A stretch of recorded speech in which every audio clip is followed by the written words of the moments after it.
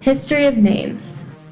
Names have been around for so long it is impossible to guess when people started using them. Most people started using names to describe people because they had some sort of meaning.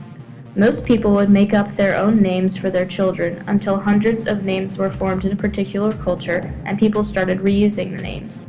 The reason many of our names do not have meanings is because names have changed over the centuries.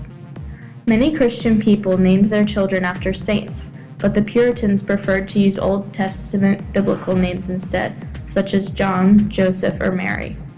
They also used words from their vocabulary, such as prudence, charity, or redeemed. By the rise of the Middle Ages, each culture had its own selection of names. Last names were created to distinguish between two people with the same name. Pearl.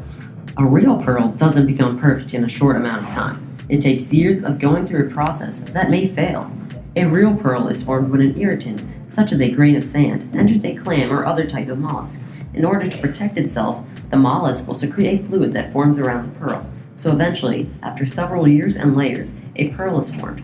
This is also true for Pearl in the Scarlet Letter.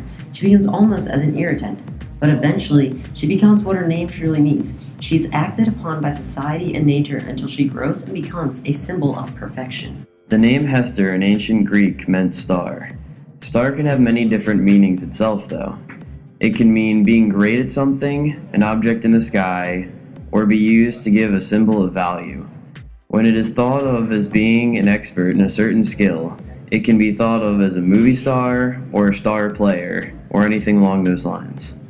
An object in the sky would be a small light in the night sky that, because of its distance, it is really actually a giant sphere of heat and energy. The symbol of value can stand for a 5-star restaurant or to indicate a rank and a type of society. Hester's last name, Prynne, seems to resemble the word sin. This could be for her sin when she had a child with a never truly told person, or for the fact that she never tells the name of the person that she actually sinned with. Her last name also has the word pry inside of it. Pry can mean to move or force. This can be used to show how Hester was able to force somebody to be with her or to explain her stubborn personality. Roger Chillingworth. Roger Chillingworth is Hester's husband. He is not Pearl's father. Let's break his name down.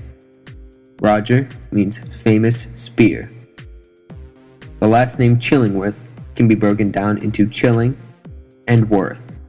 The suffix worth means homestead, and a homestead can be a house with a farm. So what does this mean? Sometimes there might be a lot going on around someone, whether it be on their homestead, or it might just be going on around them locally, in a village, a town, but they might not know everything that's going on. For example, Roger Chillingworth did not know the true father of Pearl. Hester and Arthur Dimmesdale, they obviously knew. However, Hester refused to tell Chillingworth, and he did not know that information. The name originated from Northumberland in England, and the character is also perceived to be the devil. Chillingworth is also a palatal form of Killingworth.